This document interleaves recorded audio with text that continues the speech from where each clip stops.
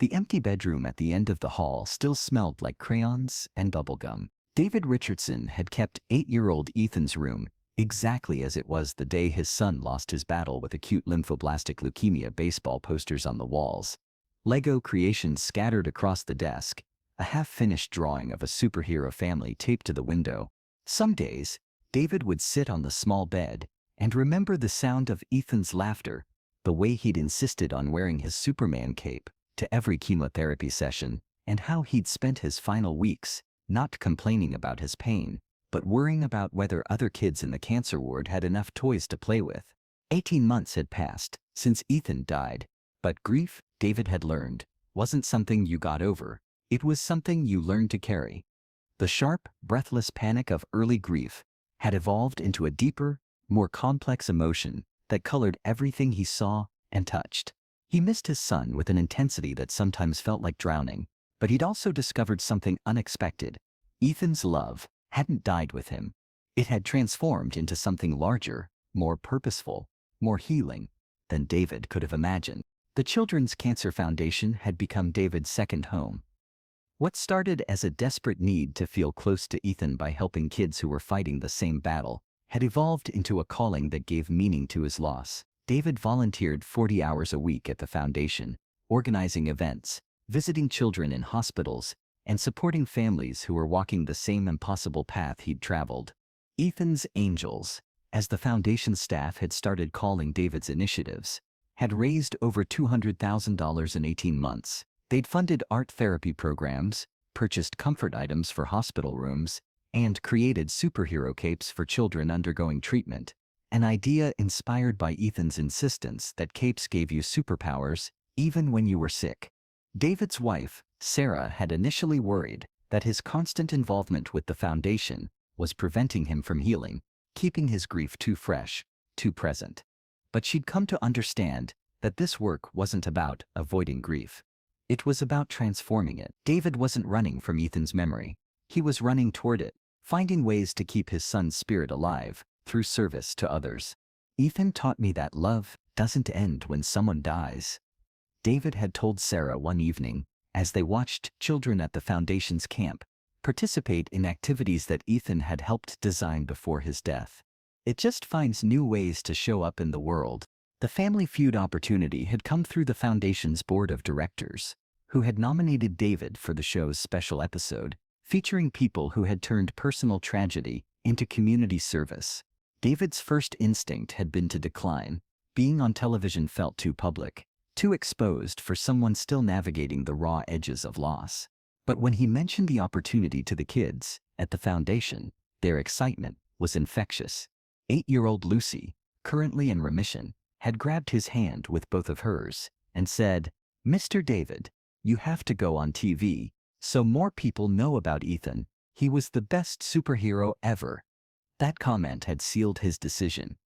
If appearing on Family Feud could bring more attention to childhood cancer research, could help more families access support services, could honor Ethan's memory in a public way, then he would find the courage to do it. The Richardson family team consisted of David, Sarah, David's brother Michael, Sarah's sister Jennifer, and David's father Robert, who had been Ethan's beloved pup. They'd all been part of Ethan's care team during his illness, and they'd all been part of each other's support system through the grief that followed. Robert, now 72, had struggled deeply with outliving his grandson. "It's not the natural order," he'd told David repeatedly. "Grandfathers aren't supposed to bury grandsons," but he'd also become one of the foundation's most dedicated volunteers, using his carpentry skills to build play structures and his gentle manner to comfort families facing their worst fears. Steve Harvey noticed something different about David immediately during the pre-show warm-up. There was a depth to his presence, a careful way he held himself that suggested someone who had been broken and put back together, not quite the same as before, but somehow stronger in the mended places. David's smile was genuine but carried weight, and his eyes held the kind of wisdom that comes only from surviving something that shouldn't be survivable. "David," Steve said during introductions, "tell me about your family." David stepped forward, his hand unconsciously moving to touch the small pin on his lapel, a photograph of Ethan in his Superman cape that he wore to every foundation event. "We're the Richardson family from Denver, Colorado," David said, his voice steady but emotion visible just beneath the surface. "I'm David. This is my wife Sarah, my brother Michael, my sister-in-law Jennifer, and my father Robert. We're here representing the Children's Cancer Foundation, where we volunteer." Steve noticed the pen immediately and the careful way David had phrased his introduction. "Tell me about the foundation, David. What makes that work important to you?" David's composure faltered slightly. This was the question he both expected and dreaded, the one that would require him to talk about Ethan on national television, to make his private grief public in service of a larger cause. 18 months ago, we lost our 8-year-old son, Ethan, to leukemia," David said quietly. He was the kind of kid who worried more about other people than himself. Even when he was sick, he was thinking about how to help other children who were fighting cancer. The studio fell respectfully quiet. "The foundation is our way of continuing his work," David continued, "of making sure that his love for other kids doesn't end just because he's not here to show it himself." Steve nodded, clearly moved by David's dignity in the face of unimaginable loss. The game began against the Martinez family from Phoenix, and both teams proved competitive. David was thoughtful with his answers, drawing on a perspective that had been deepened by loss and expanded by service. When questions came up about family, love, or overcoming challenges, his responses carried a weight that resonated throughout the studio. During commercial breaks, Steve found himself drawn to David's quiet strength. There was something about the man's presence, the way he encouraged his family members, the way he seemed genuinely interested in the other team's success, the way he carried himself with dignity despite obvious pain that spoke of character forged in fire. It was during the 4th round that the question came that would open David's heart completely. "We surveyed 100 people," Steve announced. "Name a way to honor someone's memory." David was at the podium. The question felt like the universe asking him to articulate everything he'd learned about love, loss, and legacy in the hardest classroom imaginable. He looked back at his family, then at the audience, then at Steve. "By living the love they taught you," David said clearly. The words carried such conviction, such hard-won wisdom, that the studio fell completely silent. Steve set down his cards immediately and approached David. "By living the love they taught you," Steve repeated softly. "That's beautiful, David. Tell me what that means to you." David took a deep breath, realizing he was about to share the most profound lesson of his life on national television. When Ethan was sick, he spent more time worrying about other kids than himself, David said, his voice gaining strength. "He asked us to donate his allowance to buy toys for children who didn't have visitors. He gave away his favorite stuffed animal to a little girl who was scared. He drew pictures for kids who were too sick to draw their own." The audience was completely quiet, hanging on every word. "After he died, I was so angry, so lost. I didn't understand how someone so good could be taken so young. But then I realized that Ethan wasn't gone. His love was still here, still needed, still powerful. I could honor his memory by continuing to love the way he taught me to love." Steve's eyes were filling with tears. "And how did he teach you to love, son?" "Without limits," David said immediately. "Without conditions, without worrying about whether you'd get anything back. Ethan loved people because they needed love, not because they deserved it or earned it. He taught me that love isn't something you lose when someone dies.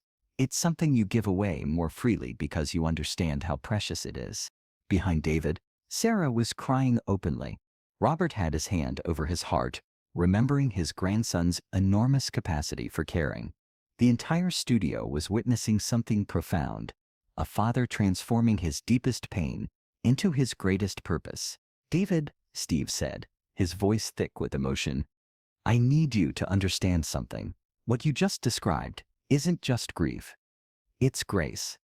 You took the worst thing that could happen to a parent and turned it into the best thing you could do for other children." David shook his head. "I didn't have a choice, Mr. Harvey. I could either let Ethan's death be the end of his love, or I could let it be the beginning of something bigger. He's still my teacher, even from heaven." Steve walked closer to David, his expression intense with respect and admiration.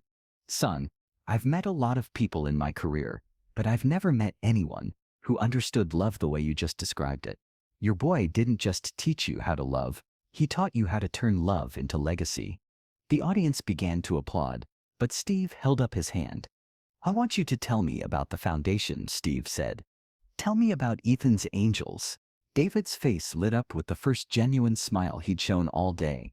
Ethan's Angels is what we call our programs for kids with cancer. We provide art supplies, comfort items, superhero capes. Ethan believed capes gave you superpowers when you were fighting something scary. He reached into his pocket and pulled out a small photograph. Ethan in his Superman cape, grinning despite his obvious illness. This was taken 2 weeks before he died, David said, holding up the photo. He was so sick, but he insisted on wearing his cape to treatment because he said it would help the other kids be brave too. Steve looked at the photograph and saw what everyone in the studio saw, a little boy whose joy persisted in the face of suffering, whose first thought was for others, even in his own struggle. David, Steve said, your son was already a superhero, and you're continuing his mission. David nodded, tears flowing freely now. Every child we help, every family we support, every dollar we raise for research, that's Ethan's love still working in the world. He's still saving people, just in a different way. Steve reached into his jacket pocket and pulled out his business card, but then he paused and reached for something else. His phone. David, I want to do something, Steve said. I want to call my foundation right now and arrange a donation to Ethan's Angels. Because what you're doing, keeping love alive after loss, that's not just admirable, that's sacred. The gesture was unprecedented, but Steve's emotion was so genuine that everyone in the studio understood they were witnessing something special. But more than that, Steve continued, I want to make sure people know about this work. Would you be willing to come back? To talk about the foundation? To help us spread Ethan's love even further? David could barely speak through his tears.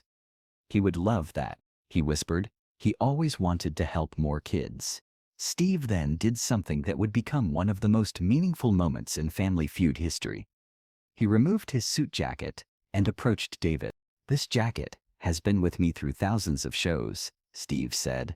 But today, it belongs to someone who's shown me what real heroism looks like.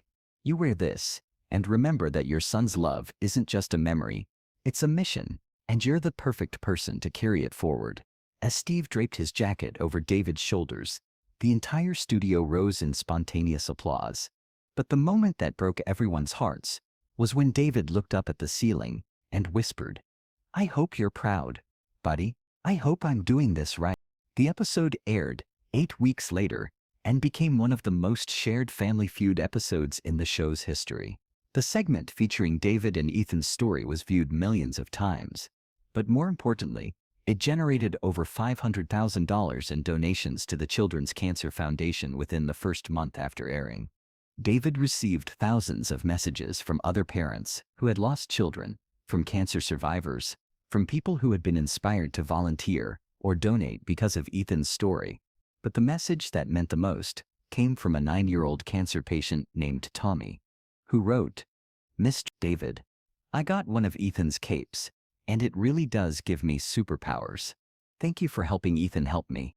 Steve Harvey kept his promise to support the foundation, arranging for regular donations and featuring David on his talk show multiple times to continue spreading awareness about childhood cancer research and family support services. But perhaps the most meaningful change was in David himself. The appearance on Family Feud had given him a platform to share Ethan's story on a national level, but it had also given him something else. Confirmation that his son's love was indeed still changing lives, still making a difference, still powerful enough to heal both the giver and the receiver. I used to think that when Ethan died, his chapter was over. David reflected in an interview 6 months later. But I learned that his chapter isn't over. It's just being written by other hands now. Every child we help write another page of his story. Today, David Richardson is the executive director of the Children's Cancer Foundation, having left his corporate job to dedicate himself full-time to the work that gives meaning to his loss. Ethan's Angels has expanded to serve children in 5 states, and the foundation has funded research that has contributed to improved treatment protocols for pediatric leukemia. David still wears Steve's jacket to major foundation events. And he always carries Ethan's photograph. But he's also learned to carry something else. Joy, not the innocent joy he knew before loss, but a deeper, more complex joy that comes from knowing that love persists, that purpose can emerge from pain, and that sometimes the most beautiful legacies are built from the ruins of broken hearts. In the Foundation's lobby hangs a large portrait of Ethan in his Superman cape, with a plaque underneath that reads, "Ethan Richardson, superhero, teacher, angel." His love lives on in every life we touch. And in David's office, next to Steve Harvey's business card and countless thank you letters from families, sits a simple handwritten note that Ethan had given him during his last week of life. "Daddy, when I go to heaven, I'm going to ask God to help you help other kids. Be brave like superheroes. Love, Ethan." Because David had learned that grief and love aren't opposites, they're dance partners, moving together through the steps of a song that plays long after the music seems to stop. And sometimes, when you listen carefully, you can hear the melody continuing in the laughter of children you'll never meet, in the hope of families facing impossible odds, in the knowledge that love, once given, never truly ends. It just finds new ways to save the world, one cape, one hug, one act of service at a time.